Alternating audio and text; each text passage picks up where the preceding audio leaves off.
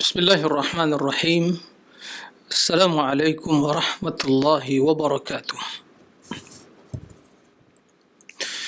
Alhamdulillahi rabbil alamin. Wa sallallahu wa sallam ala man ba'athahu Allahu rahmatan lil alamin. Nabiyyina Muhammadin wa ala alihi wa sahbihi ajma'in. Wa man tabi'ahum bi ihsanin ila yaumiddin, amma ba'd. Allahumma allimna ma yanfa'una وانفعنا بما علمتنا وزدنا علما. اللهم إنا نسألك علما نافعا ورزقا طيبا وعملا متقبلا.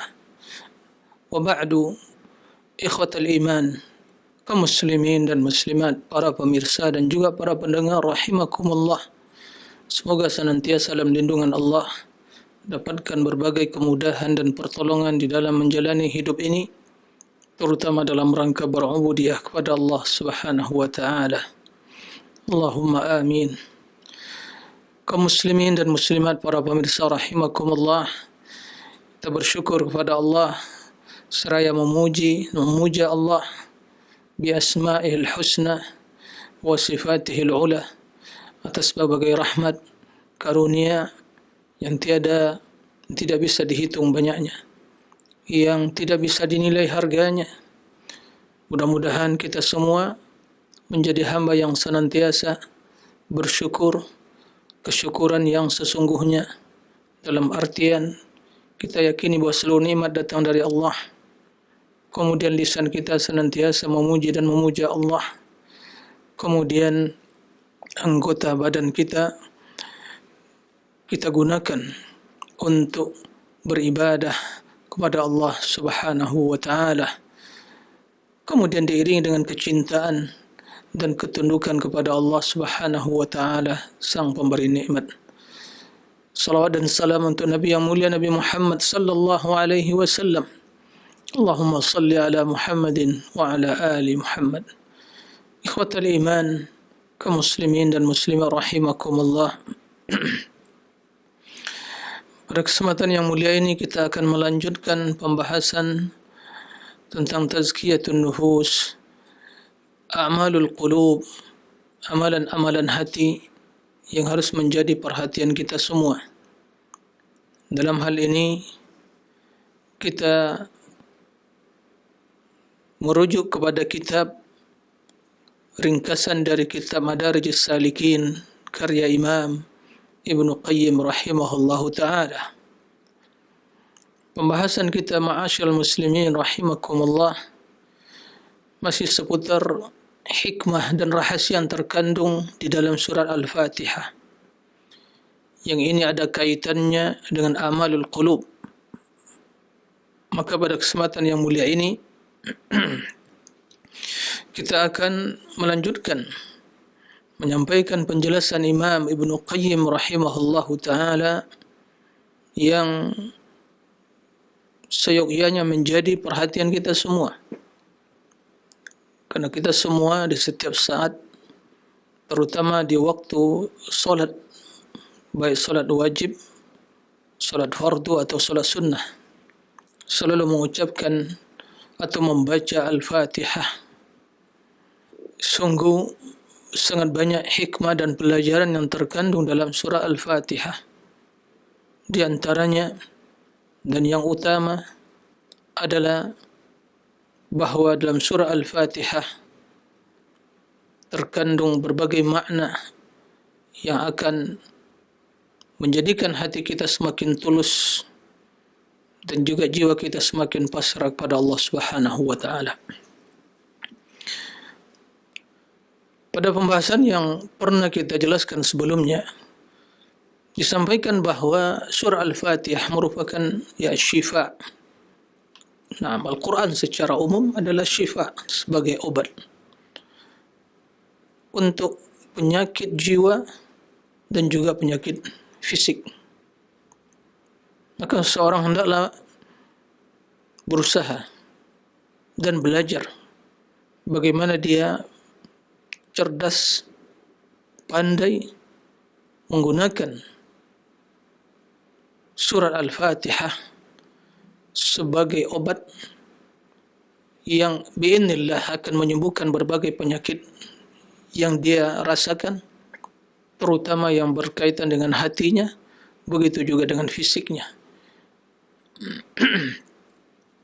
Ikhwatal iman, para pemirsa rahimakumullah. Pada kesempatan yang mulia ini, kita secara spesifik akan menjelaskan rahasia yang terkandung dalam firman Allah, Iyyaka na'budu wa iyyaka nasta'in.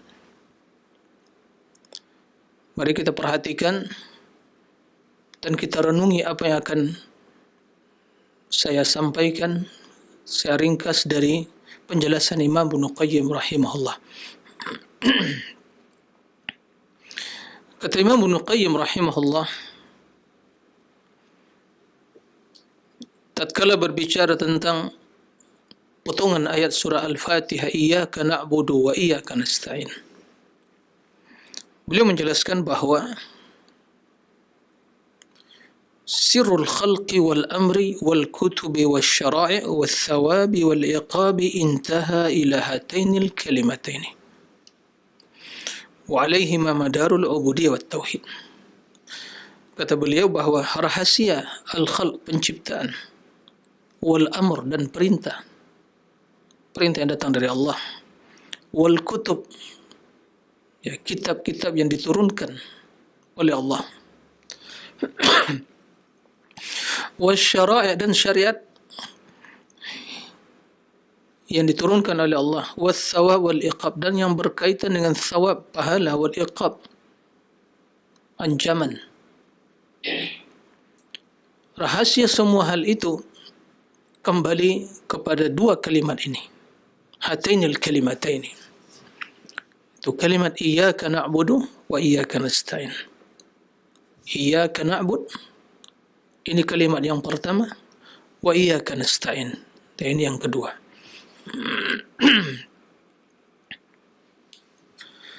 Kemudian kata beliau, kedua kalimat tersebut, madarul ubudiyah wat tauhid, adalah landasan ubudiyah, penghambaan kepada Allah, wat tauhid, ya, pentauhidan Allah Subhanahu wa taala. Maka ubudiyah kita kepada Allah dan ketauhidan kita kepada Allah dibangun di atas dua kalimat ini. Para pemirsa, ikhwatul iman, kaum muslimin rahimakumullah.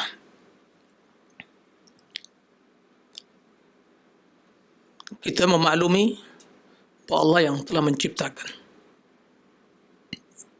Allah yang telah menurunkan syariat, menurunkan kitab-kitab kepada para nabi sebelumnya. Allah telah menentukan pahala dan juga telah ditentukan sanksi. Semua hal itu, rahasia dari semua perkara tersebut sesungguhnya kembali kepada dua kalimat ini. Berdasarkan dua kalimat tersebut, ya, kandungan dari kedua kalimat Iyyaka na'budu wa iyyaka nasta'in,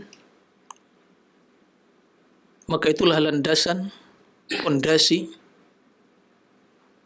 kita dalam beribadah kepada Allah Subhanahu wa taala dan di dalam mentauhidkan Allah Subhanahu wa taala.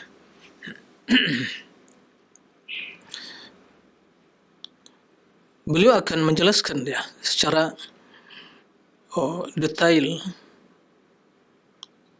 kenapa kedua kalimat tersebut menjadi landasan ubudiyah kita kepada Allah dan pentauhidan kita kepada Allah Subhanahu wa taala. Iyyaka na'bud, yang artinya, ya Allah, hanya kepada Engkau ya Allah kami beribadah. Iyyaka na'bud wa iyyaka nasta'in, dan hanya ya Allah kepada Engkau kami memohon pertolongan.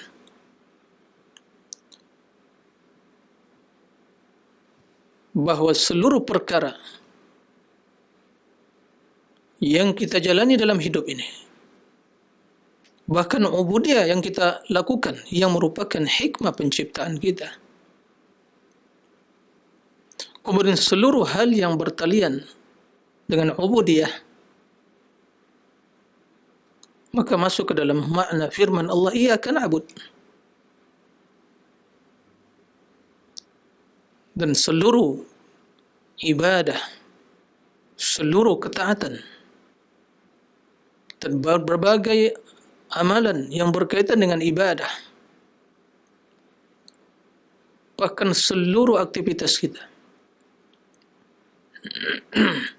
tidak akan mungkin hal itu bisa terlaksana, bisa dilakukan, kecuali hanya dengan iyyaka nasta'in, dengan memohon pertolongan kepada Allah Subhanahu wa taala.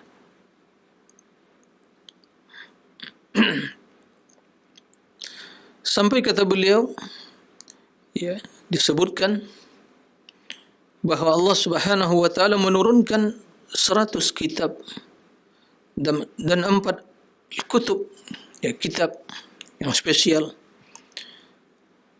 Jama'a ma'aniha, jadi makna yang terkandung dalam 100 kitab dan 4 kitab yang besar, itu Allah kumpulkan makna dari semua kitab tersebut di dalam Taurat, di dalam Injil, dan dalam Al-Quran. Kemudian makna yang terkandung di dalam At-Taurah dan Injil, ya, dan Al-Quran, Allah Subhanahu wa taala kumpulkan, Allah satukan di dalam Al-Quran, kitab Al-Quran, Al-Quran Al-Karim. Kemudian seluruh makna Al-Quran jama'allahu fil mufassal, Allah kumpulkan, Allah satukan, ya, Allah gabungkan di dalam surat-surat mufassal. Surat-surat mufassal itu adalah dari surah Qaf, ada yang mengatakan di surah Al-Hujurat sampai surat An-Nas, ya. Dan ada yang mufassal yang panjang, ada yang menengah, ada yang pendek. Mufassalat, ya. Kemudian wa jama'a ma'anil mufassal, dan semua makna yang terkandung di dalam surat-surat mufassal tersebut dicantumkan oleh Allah Subhanahu wa taala. Allah gabungkan semua itu fil Fatihah, dalam surah Al-Fatihah. Al-Fatihah namakan Ummul Quran. Kemudian wa ma'ani al-Fatihah, makna dari surat Al-Fatihah Allah gabungkan, Allah kumpulkan fi iyyaka na'budu wa iyyaka nasta'in. Iyyaka na'bud ini mencakup semua makna dari Al-Quranul Karim, wa iyyaka nasta'in.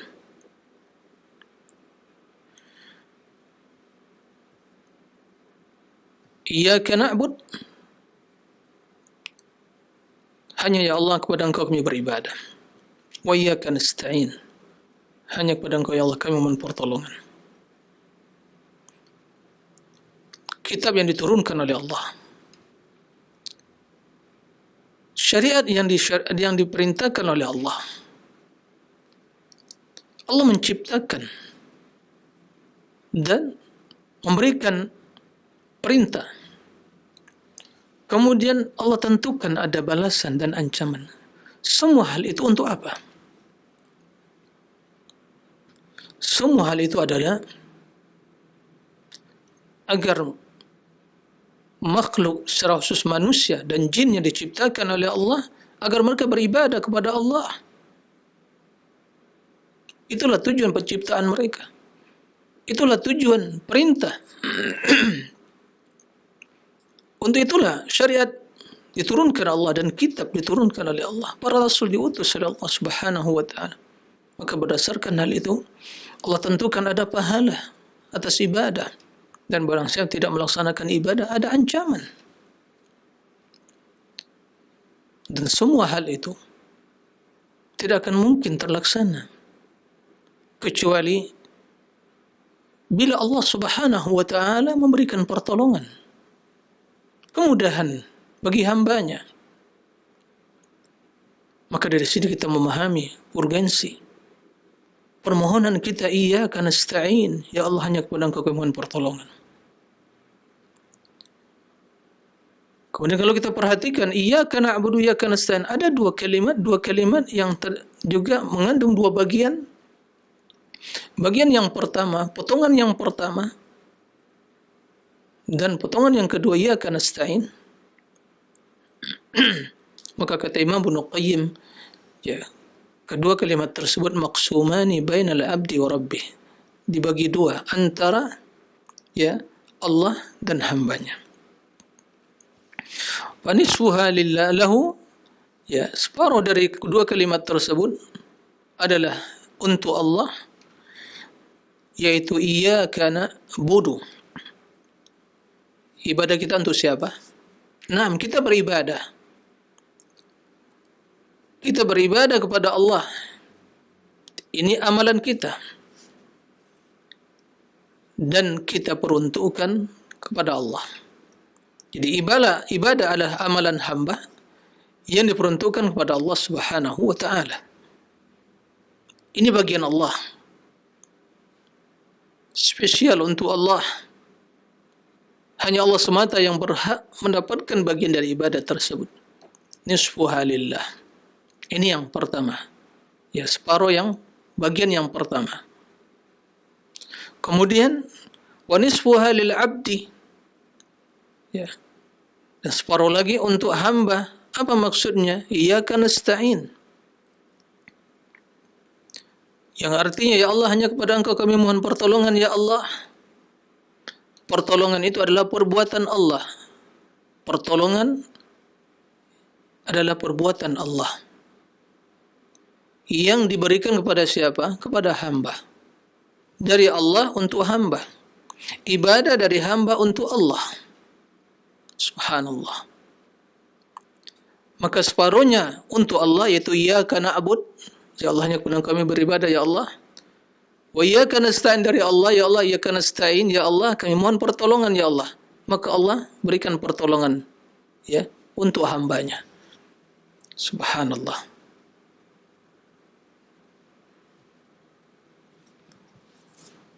Dan ini hal yang harus kita pahami tatkala kita membaca Al-Fatihah, ya. Tatkala kita melakukan salat, mendirikan salat, baik salat fardu atau salat sunnah, pahami makna yang terkandung dalam ayat demi ayat dalam surat Al-Fatihah tersebut. Terutama yang menjadi pembahasan kita secara spesifik pada kesempatan kali ini, iyyaka na'budu wa iyyaka nasta'in. Nah, dalam hadis qudsi Allah menjelaskan, tatkala hamba mengucapkan iyyaka na'budu wa iyyaka nasta'in, hadza li 'abdi, hadza li 'abdi, wa li 'abdi masa, hadza baini wa baina 'abdi, nam, hadza baini wa baina 'abdi, ini antaraku dan hambaku. Iyyaka na'bud, ini untuk Allah. Wa iyyaka nasta'in, ini untuk kita. Dan ibadah yang kita lakukan tidak akan terrealisasi kecuali dengan isti'anah, mohon pertolongan kepada Allah Azza wa Jalla.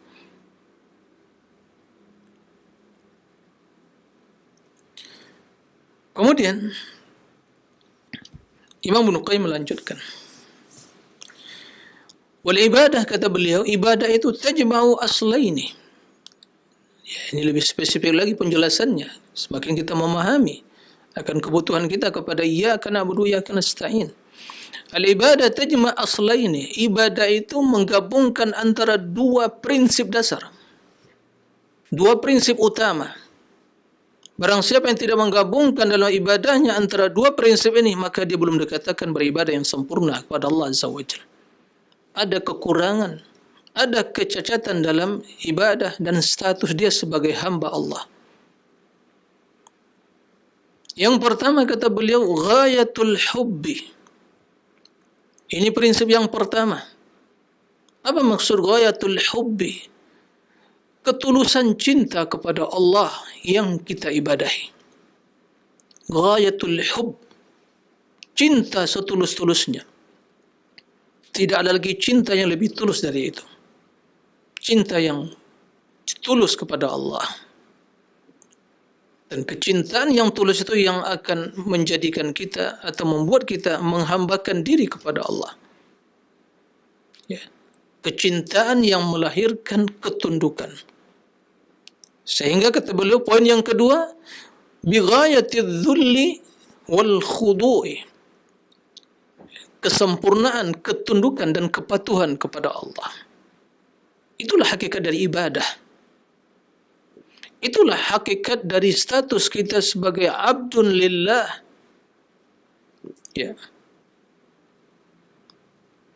Karena asal muasal dari kalimat ibadah menunjukkan ya makna. Asal makna dari kalimat ibadah itu menunjukkan kepada dua makna tersebut. Kepada makna ketundukan. Ya. Bahkan hakikat ibadah kepada Allah, kecintaan kepada Allah Subhanahu wa taala. Maka orang Arab ya tatkala mengatakan bahawa jalan yang ditempuh terjalan yang mudah untuk dijalani, ya, lurus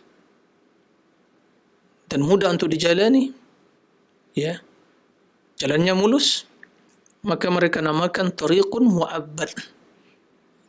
Dalam bahasa Arab, tariqun mu'abbad, jalannya lurus, mulus, tidak ada rintangan dan hambatan, ya, maka dinamakan tariqun mu'abbad. Ya, mungkin di zaman sekarang ini, ya, jalan tol yang sering kita lewati dengan mulus dan aman, maka bisa namakan tariqun mu'abbad, mudah untuk dijalani. Ya, mudhallal, ya, tidak ada hambatan, tidak ada rintangan. Maka at-ta'abbud at-tadhallul khudu'. Penghambaan itu, ubudiyah itu hakikatnya tadhallul, ketundukan kepada Allah. Ya. Ketundukan kepada Allah. Tadhallul, tunduk. Ya, wal khudu', patuh. Kepatuhan dan ketundukan kepada Allah Subhanahu wa taala. Jadi, ikhwatal iman para besar rahimakumullah. Sudahkah kita dalam beribadah selama ini menggabungkan antara dua prinsip dasar ini? Dua landasan utama ibadah kita kepada Allah Subhanahu wa taala. Atau ibadah selama ini hanya gerak-gerik, ya, fisik kita, ya, gerak-gerik lisan kita, tapi ternyata tidak memaknai, merenungi, menghayati makna ibadah tersebut yang mengandung ketulusan cinta kepada Allah dan ketundukan, kepatuhan yang sempurna kepada Allah Subhanahu wa taala. Imam Ibnu Qayyim melanjutkan, "Faman ahbabtahu wa lam takun khadi'an lahu, lam takun 'abidan lah." Barang siapa yang kau cintai, tapi kamu tidak tunduk kepadanya, Anda tidak tunduk kepadanya, maka Anda bukanlah hambanya. Ya, penghambaan itu menggabungkan antara cinta dan ketundukan. Kalau hanya mencintai tapi tidak tunduk, dia bukanlah hamba. Sebaliknya, wa man khada'ta lahu bila mahabbatin lam takun 'abidan lah. Apabila kamu tunduk pada seseorang tapi kamu tidak mencintainya, maka kamu tidak namakan 'abidan lah, hambanya. Hatta takuna muhibban khadi'an, sampai kamu menjadi khadi'an, muhibban khadi'an, yang mencintai disertai dengan ketundukan, kepatuhan kepadanya. Subhanallah. Kita cinta kepada Allah. Nah, seorang mukmin harus cinta kepada Allah. Jika tidak cinta kepada Allah, tidak ada arti keislamannya. Ya. Cintaan kepada Allah ini bukti keimanan kita.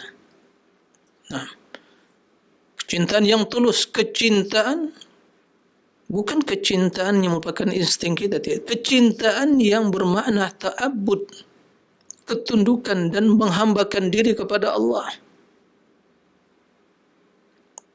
Ya.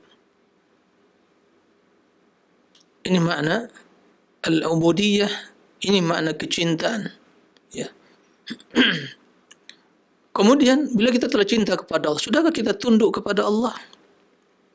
Patuh kepada Allah? Begitu datang perintah Allah, sudahkah kita laksanakan? Tanpa ada sedikit pun beban dalam diri kita? Atau merasakan keberatan untuk melaksanakan perintah tersebut? Atau kita masih memilih, atau merekayasa, atau mencari berbagai hilah, ya, alasan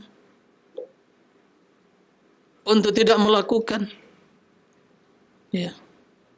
Atau begitu datang perintah, kita laksanakan, kita mengatakan sami'na wa ata'na. Innama kana qaulal mu'minina idza du'a ila Allah wa rasulihi yahkuma bainahum yaqulu sami'na wa ata'na. Itu perkataan orang beriman. Sami'na wa ata'na. Ghufranak ya Rabb. Ini bukti kita adalah abdun lillah, sebagai bukti cinta kepada Allah. Tapi begitu kita melaksanakan perintah Allah, wajib dan yang sunnah, sudahkah hal itu dibangun atas cinta kepada Allah? Atau hanya sebuah kebiasaan, tradisi? Ikhwatal iman, rahimakumullah, tidak demikian. Ya. Oleh karena itu, penting bagi kita untuk memahami hakikat ubudiyah. Kita yang beribadah kepada Allah, mulai kita balik sampai saat, sudahkah kita memahami hakikat ubudiyah kita kepada Allah Subhanahu wa ta'ala? Yang itu sesungguhnya telah terkandung, termaktub, ya, dalam surat yang kita baca, tidak kurang dari 17 kali sehari semalam, dan merupakan rukun dari salat kita. Maka sudah saatnya kita melakukan, mengintrospeksi, mengevaluasi, yang diharapkan membuahkan renungan, penghayatan terhadap bacaan-bacaan salat kita. Nah, dari sini kita ya bisa menghukumi, ya, atau mengetahui bagaimana orang-orang yang membaca surah Al-Fatihah yang hanya ingin, ya, dalam sebagian kondisi dan keadaan hanya ingin menyelesaikan bacaannya, bahkan terlebih lagi sampai dalam kondisi yang hanya membaca Al-Fatihah dalam satu nafas. Dan terlebih lagi, dan sebagian solat yang dilakukan oleh sebagian kaum muslimin hadahumullah dalam solat tarawih misalnya, ya, bacaannya begitu cepat. Lalu apa yang harus bisa dihayati? Apa yang bisa direnungi dari bacaan tersebut? Bahkan mungkin tidak sah solat dengan cara seperti itu. Ya, tidak ada tumaninahnya. Maka dari sekarang, bacaan-bacaan, terutama Al-Fatihah yang kita baca dalam solat kita, yang setiap saat, bahkan menjadi tradisi bagian, ya, dalam berbagai kesempatan, memberikan doa Al-Fatihah untuk si fulan, Al-Fatihah untuk si, tapi hanya sekedar bacaan saja, tapi tidak memahami renungi kandungan dan tidak merenungi hakikat yang terkandung di dalamnya. Maka tidak ada perubahan yang signifikan dalam hidup kita. Dibaca iyyaka na'budu wa iyyaka nasta'in, tapi ubudiyah kita, cinta kita kepada Allah, kepasrahan kita, ketundukan kita kepada Allah masih sangat lemah. Belum membuktikan apa yang menjadi, ya, landasan kehidupan dan ubudiyah kita kepada Allah Subhanahu wa ta'ala. Jadi kembali kita sampaikan bahwa ibadah kita dibangun di atas dua prinsip dasar. Ketulusan cinta kepada Allah dan kesempurnaan ketundukan, kepatuhan kepada Allah. Tunduk, tadallul lillah, khudu' lillah. Kita abdun lillah. Datang perintah Allah, laksanakan sesuai dengan kemampuan kita. Tidak perlu lagi ada rekayasa atau alasan, mencari alasan saya tidak mampu. Berbeda halnya tatkala seorang sakit atau ada uzur yang syar'i. Ya, tentu hukumnya berbeda. Tapi sebagian atau bahkan banyak dari kalangan kita yang masih begitu datang perintah Allah, kita merekayasa, masih ada rasa dalam hati kita ya, rasa keberatan untuk melakukan, melaksanakan. Bahkan sebagian kita memilah-milah. Ini gak wajib kok. Subhanallah. Naam. Tidak melakukan yang sunnah, tidak berdosa, tapi kita katakan dia merugi. Perintah Allah ada yang wajib, ada yang sunnah. Tapi seorang mukmin abdun lillah yang cinta kepada Allah, yang mengikuti Rasulullah dan berusaha mengikuti para salafus saleh, para sahabat. Lihat bagaimana kehidupan mereka. Mereka tidak ada memilah-milah, oh ya Rasul ini wajib atau sunnah kayak Rasulullah. Enggak ada seperti itu. Dari sini kita memahami bagaimana kepribadian salafus saleh. Bagaimana kondisi mereka dalam beribadah kepada Allah. Betul-betul menggabungkan kecintaan setulusnya kepada Allah dan ketundukan dan kepasrahan. Sami'na wa ata'na. Nah, ini yang harus menjadi prinsip dasar dalam kehidupan kita sebagai abdul lillah. Dan ini juga akan membuahkan ya, sikap yang mulia dalam hidup kita. Bersegera untuk ketaatan. Tatkala Allah memanggil kita, Allahu Akbar, Allahu Akbar. Bagaimana sikap kita? Kita masa abdul lillah. Nah, begitu Allahu Akbar, Allahu Akbar. Kita dipanggil untuk salat. Kaum lelaki yang masih sibuk misalnya dengan berbagai kegiatannya dan tugasnya, apakah akan ya datang untuk memenuhi panggilan tersebut? Atau masih sibuk dengan urusan dunia kita dan kesibukan bisnis kita? Buktikan kita abdun lillah ya, dan dalam berbagai hal ya, perintah Allah itu juga larangan dari Allah Subhanahu wa taala. Ikhwatul iman, kaum muslimin dan muslimat, para pemirsa dan juga para pendengar rahimakumullah. Kemudian kata Imam Ibnu Qayyim rahimahullah,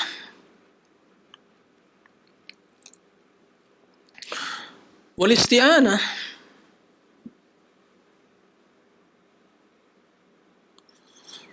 al-isti'anah tajma'u aslaini. Kemudian isti'anah, tadi beliau menjelaskan ubudiyah, iyyaka na'bud. Maka ibadah tersebut menggabungkan antara dua hal. Ketulusan cinta kepada Allah dan kepasrahan dan ketundukan kepada Allah Subhanahu wa taala. Ya. Kemudian beliau menjelaskan iyyaka nasta'in. Iyyaka nasta'in, ya Allah, hanya kepada Engkau kami mohon pertolongan ya Allah. Juga kata beliau tajma'u aslaini. Perhatikan. Mungkin hal yang jarang kita dengar, mungkin tidak pernah kita dengar pembahasan tentang iyyaka na'budu wa iyyaka nasta'in. Seperti yang dijelaskan Imam Ibnu Qayyim yang kita ya simpulkan makna dari penjelasan beliau. Isti'anah, kita semua mohon pertolongan, iyyaka nasta'in, iyyaka na'budu wa iyyaka nasta'in. Isti'anah, memohon pertolongan kepada Allah. Kata beliau tajma'u aslaini, juga menggabungkan antara dua prinsip dasar, dua makna utama. As-siqatu billah. Mungkin yang lebih tepat as-siqa billah itu ya betul-betul percaya kepada Allah tanpa ada keraguan sedikit. Ya. Yakin, kepercayaan kepada Allah tanpa ada keraguan sedikit pun. Wal i'timadu alaihi. Yang demikian itu akan melahirkan i'timad, bergantung kepada Allah.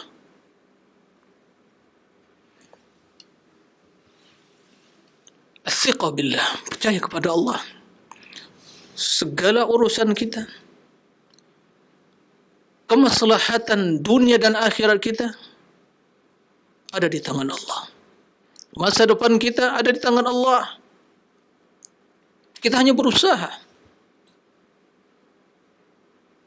Tapi segala hal itu kebaikan kita di tangan Allah. Kebutuhan hidup kita, ya, semua di tangan Allah. Rezeki kita di tangan Allah. Masa depan yang kita khawatirkan semua di tangan Allah. Alam semesta ini Allah yang memiliki, Allah yang mengatur, Allah yang menentukan. Semua terjadi dengan kehendak Allah Subhanahu wa taala. Ats-tsiqah. Ya. Apapun yang kita hadapi dalam hidup ini, kesulitan, berbagai ancaman, kekhawatiran, maka yakinlah kita memiliki Allah Rabbul Alamin. Tsiqah billah. Maka kita ucapkan iyyaka nasta'in. Ya Allah, hanya kepada Engkau ya Allah kami mohon pertolongan. Kenapa ya Allah? Kami yakin ya Allah. Apapun kesulitan kami hadapi, kekhawatiran masa depan yang terhadap diri kami, bisnis kami, keluarga kami, anak kami, ya Allah kami berserah diri kepada Engkau ya Allah. Iyyaka nasta'in. Ats-tsiqah billah. Naam. Ats-tsiqatu billah. Ini yang kurang pada diri kita.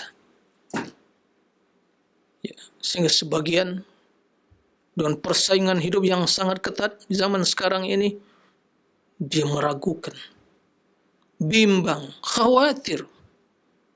Bagaimana masa depan saya? Ya. Persaingan bisnis yang luar biasa. Ya. Seorang mukmin, tsiqah billah. Naam, Allah telah menentukan, Allah telah mentakdirkan. Rezeki kita tidak akan diambil orang lain, dan rezeki orang lain tidak akan kita ambil. Masa depan kita tidak juga akan, ya, diambil atau dihancurkan oleh orang lain. Semua telah ditentukan oleh Allah Azza wa Jalla. Tapi kita harus berusaha. Oleh kerana itu, tatkala kita yakin dan percaya kepada Allah, maka i'tamid alaihi. Ya. Bergantung kepada Allah. Jangan bergantung pada selain Allah. Apalagi orang yang telah mati, apalagi penghuni kubur, ya. Apalagi makhluk yang lemah yang tidak bisa mendatangkan, yang tidak memiliki sesuatu apapun. I'timad ala Allah. Tatkala kita mengucapkan iyyaka nasta'in ya Allah, kepada Engkau kami mohon pertolongan ya Allah, ana a'tamidu wa atawakkalu alaik wa athiqu bik ya Allah. Aku yakin dan percaya kepadamu ya Allah, aku bertawakal kepadamu, aku bermohon perlindungan dan juga hanya pertolongan. Bergantung pada Engkau ya Allah. Ini makna iyyaka nasta'in. Maka enggak perlu kita dalam hidup ini bimbang. Jalani secara natural. Jangan menolak takdir. Jalani. Memohon kebaikan kepada Allah, bimbingan. Kemudian jalani. Apa yang terjadi? Alhamdulillah. Apa yang kita harapkan tidak terjadi? Alhamdulillah. Kenapa? Itulah takdir Allah Subhanahu wa taala. Kita yakin kesulitan apapun, sakit, kekurangan harta, berbagai ancaman mungkin kita hadapi, tsiq billah, pasti ada jalan keluar. Kita punya Rabbul Alamin yang tidak pernah tidur, yang tidak pernah ngantuk, mendengar doa kita, bahkan mendengar rintihan hati kita, ya, melihat kondisi kita. Maka tidak perlu khawatir dalam menghadapi masa depan. Tidak perlu khawatir terhadap berbagai bisnis kita, tapi jalani hidup dengan baik. Ikuti aturan Allah Subhanahu wa taala. Ikuti pengetahuan yang bermanfaat demi kemaslahatan.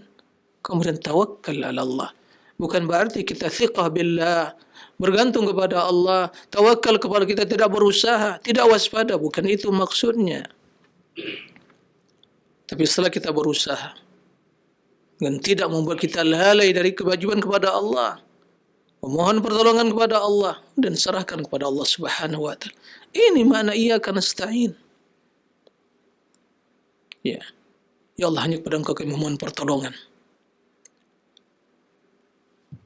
Hamba-Mu ya Allah, abdun. Semua kami hamba bagi-Mu ya Allah. Ubun-ubun kami di tangan-Mu ya Allah. Keputusan-Mu berlaku. Tidak ada yang bisa menolak. Maka thiqah billah. Thiqah billah ini merupakan thamarah tawakkul, buah manis dari tawakal kepada Allah. Kemudian Imam Ibnu Qayyim melanjutkan, fa innal abda qad yathiqu bil wahid minan nas wa la ya'tamidu ala fi umurihi ma'a thiqatihi. Seseorang boleh jadi itu dia yakin dengan orang lain, ya, tapi dia tidak bergantung kepadanya dalam urusan dia. Kendati dia yakin, ya, percaya kepada seseorang, tapi dia tidak bergantung, ya. Listighnainahu, karena dia mungkin ya tidak membutuhkannya. Wa qad ya'tamidu alaihi ma'a adami thiqatihi, dan terkadang seorang bergantung, ya, kepada seseorang tapi dia tidak percaya, ya, kepadanya. Kenapa? Lihajatin ilaih, karena ada kebutuhan. Karena ada kebutuhan, ada masalah, ada kebutuhan saja. Wali adami man yaqumu maqam, karena tidak ada orang yang mungkin ya menutupi kebutuhannya. Karena dia tidak yakin kepada, tapi dia kena ada hajat dan kebutuhan, ya, dia bergantung kepadanya. Fayahtaju ila i'timadihi alaih ma'anna ghairu wathiqin bih, maka dia membutuhkan untuk bergantung kepadanya, tapi dia tidak percaya. Adapun abdun, kita hamba Allah, ya, kita semua abdun lillah, kita yakin kepada Allah dan kita selalu membutuhkan Allah Subhanahu wa taala. Dan keduanya tidak akan mungkin terpisah. Tidak akan mungkin bisa dipisahkan.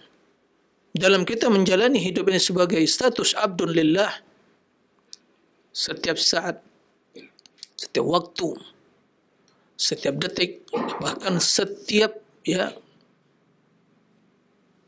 pernapasan yang kita jalani dalam hidup ini, ya,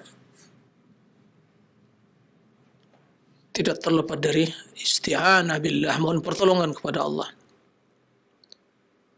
Terlebih lagi tatkala kita memahami apa yang disampaikan Rasulullah sallallahu alaihi wasallam di antara doa yang beliau ucapkan, ya, memohon taufik dari Allah Subhanahu wa taala. Setiap pagi beliau mengucapkan begitu, setiap sore juga. Ya Hayyu ya Qayyum bi rahmatika astaghits aslih li sya'ni kullah wa la takilni, ya Allah, wa la takilni ila nafsi tarfata ain. Ya Allah, ya Hayyu ya Qayyum, yang maha hidup. Qayyum, berdiri sendiri dan juga mengatur urusan hambanya. Birahmatika astaghits, dengan rahmatmu aku istighatsah dalam menghadapi berbagai kesulitan, ancaman, ya.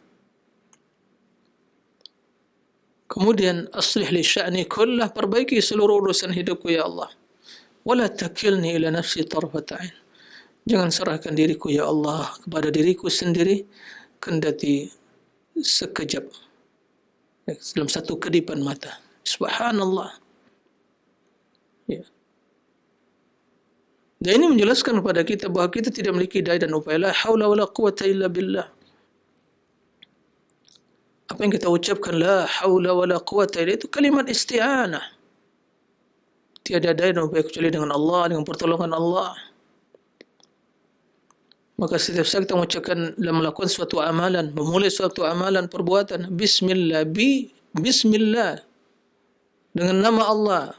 Ba di sini mengandung makna isti'anah, memohon pertolongan kepada Allah Subhanahu wa taala. Ikhwatal iman. Kemudian kata Imam Ibnu Qayyim rahimahullah,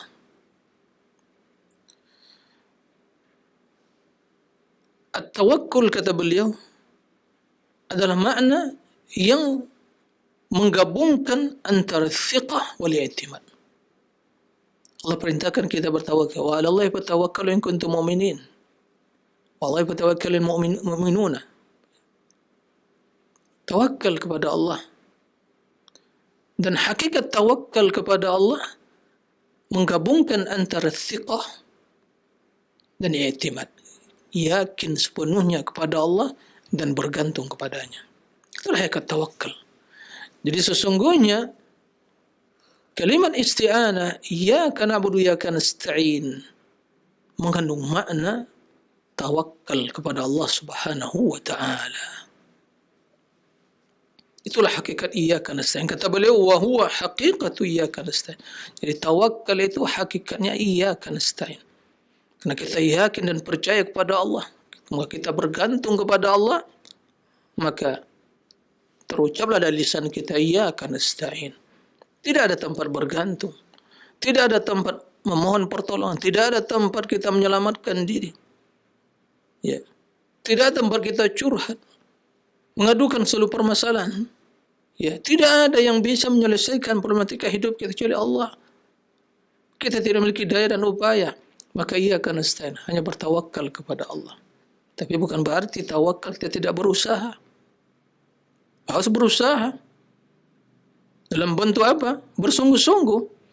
Inilah makna sabda Rasulullah sallallahu alaihi wasallam, ihris ala ma yanfa'uk wasta'in billah. Lihat. Wasta'in billah. Ihris ala ma yanfa'uk. Ini ibadah kita. Bersungguh-sungguh untuk melakukan segala hal yang bermanfaat untuk diri kita. Ya. Dalam usaha urusan dunia dan akhirat kita. Tapi jangan lupa iyyaka nasta'in. Mohon pertolongan kepada Allah. Ini senada dengan makna iyyaka na'budu wa iyyaka nasta'in. Begitu juga Rasul memerintahkan, wasiatkan kepada Abbas, wa idza sa'alta fas'alillah. Ini doa ibadah. Doa wal ibadah, bermohon kepada Allah. Wa idza ista'anta fasta'in billah. Apabila kamu mohon pertolongan kepada Allah. Maka jangan pernah hati kita berpaling dari Allah.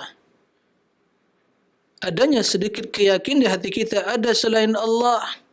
Selain Allah dari makhluk-makhluk Allah ini bisa mendatangkan kebaikan bagi diri kita. Apalagi keyakinan orang-orang mati, roh para wali, orang-orang saleh.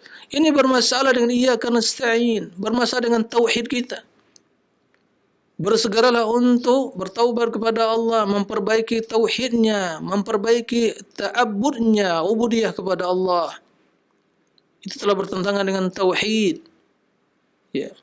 Iyyaka na'budu wa iyyaka nasta'in, kata beliau, itu mengandung makna ubudiyah dan tauhid kepada Allah. Iyyaka na'bud, hanya ketulusan ibadah kepada Allah, berdoa kepada Allah, tawakal kepada Allah, memohon kepada Allah, berharap kepada Allah, khusyuknya kepada Allah, ya cinta hanya kepada Allah, takut hanya kepada Allah, salat kita hanya kepada Allah, kita berpuasa dan seluruh ketaatannya kepada Allah, bersedekah untuk Allah, bernazar untuk Allah, penyembelihan untuk Allah, semua ibadah kita, lahir batin, ucapan dan perbuatan, lillahi rabbil alamin. Itu iyyaka na'budu, iyyaka nasta'in. Inilah ya faktor utama yang membuat kita mampu untuk beribadah. Itu dengan pertolongan Allah Subhanahu wa ta'ala. Bila kita memahami rahasia dari iyyaka na'budu wa iyyaka nasta'in, maka hati kita akan menjadi tulus. Di sini kita akan memperbaiki hati, islahul qulub. Tapi selama di hati kita ada keterkaitan dan keyakinan ya kepada selain Allah, tidak ada ketulusan cinta dalam hati kepada Allah Subhanahu wa ta'ala, hati kita bermasalah. Maka berkurang kepercayaan dan keyakinan kita kepada Allah. Maka demikian juga berkurang nilai iyyaka nasta'in kita.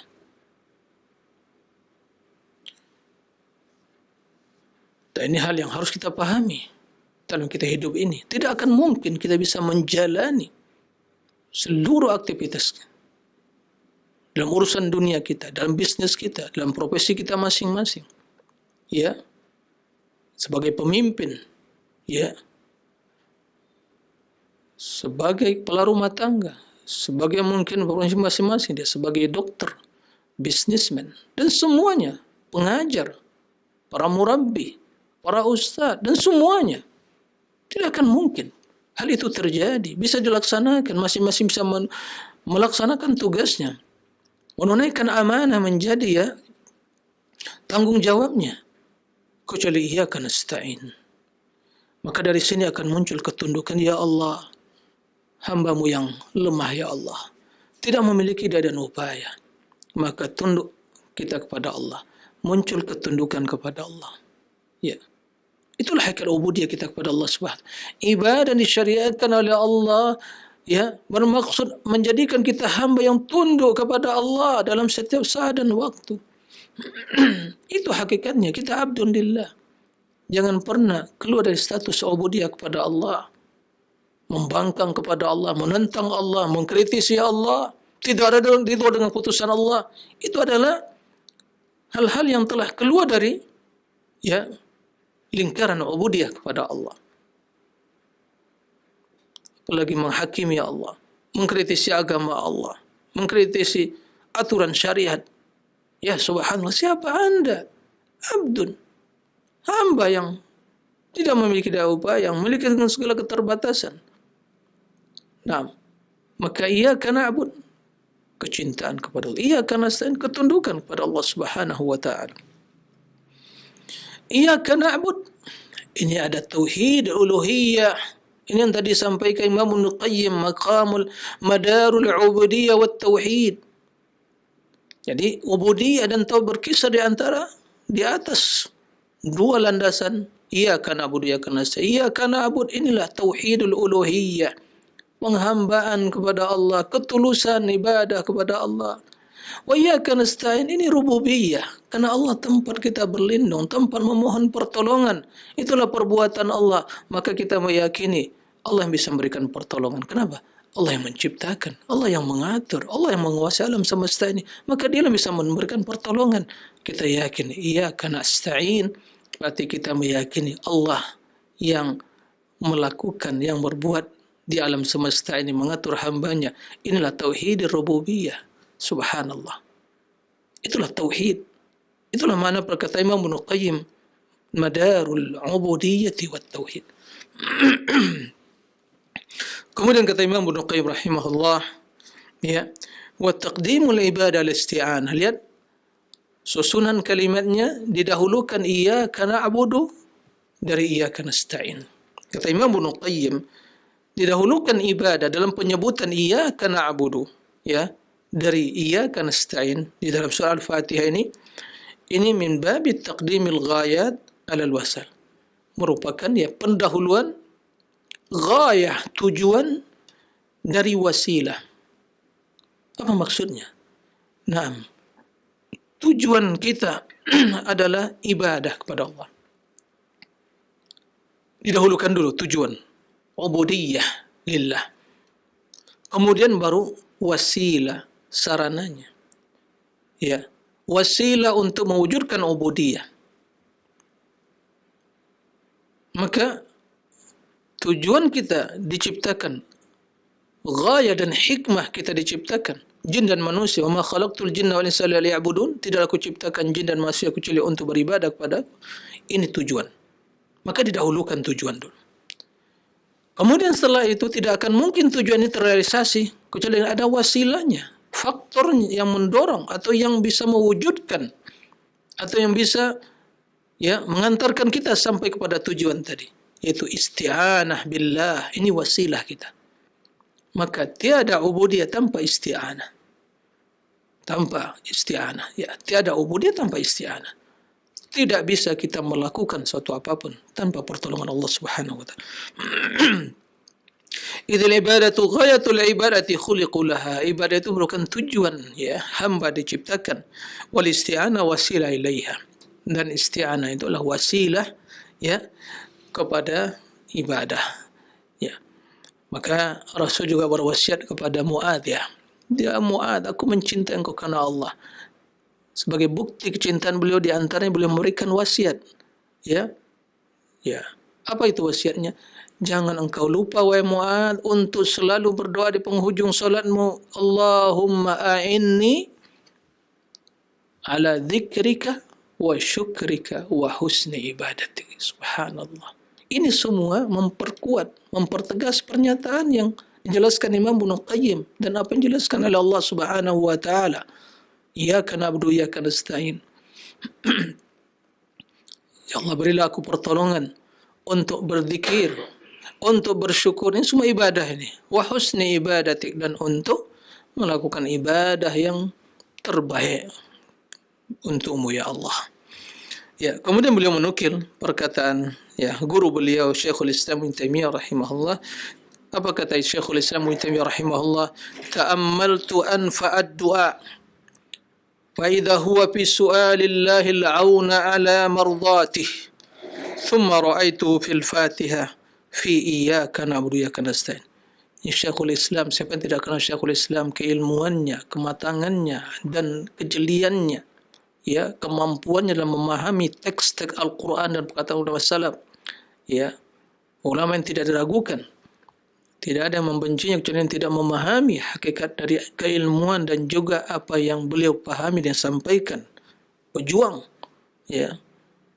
Taib, Syekhul Islam itu menjelaskan, ta'ammaltu, saya telah memperhatikan. Berarti dia telah membaca Al-Quran, merhayati, merenungi, bukan seperti kita hanya baca Al-Fatihah sampai ingin menghatamkan An-Nas. Para ulama bukan demikian. Ta'ammal, merenungi. Ta'ammal tu anfa'ad doa, merenungi doa-doa yang beliau ketahui dari doa-doa Nabi sallallahu alaihi wasallam. Anfa'ud doa, sesungguhnya saya telah merenungi dan menghayati, merenungi doa yang paling bermanfaat. Doa yang paling bermanfaat. Faidah huwa, ternyata doa tersebut ada dalam permohonan, ya, pertolongan kepada Allah ala mardatihi, untuk melakukan hal-hal yang diridhai oleh Allah, ibadah dan seluruh ketaatan. Itu doa yang paling bermanfaat, kata beliau. Dan ternyata beliau mendapatkan doa yang bermanfaat tersebut, yaitu memohon pertolongan kepada Allah untuk melakukan hal-hal yang diridhai oleh Allah, yang dicintai oleh Allah. Ternyata doa tersebut, ya, terdapat di dalam Iyyaka na'budu, dalam surah Al-Fatihah, dan secara spesifik dalam firman Allah, Iyyaka na'budu wa iyyaka nasta'in. Maka mari kita bersama-sama untuk merenungi dan menghayati kandungan dari surah Al-Fatihah. Mudah-mudahan demikian ibadah kita semakin bermakna dan berbagai kemudahan dalam hidup ini akan kita dapatkan, ya, dengan pertolongan dan kemudahan dari Allah Subhanahu wa taala. Demikian, mudah-mudahan bermanfaat. Wassallallahu wasallam Muhammad wa alihi wasallam. Walhamdulillahirabbil alamin.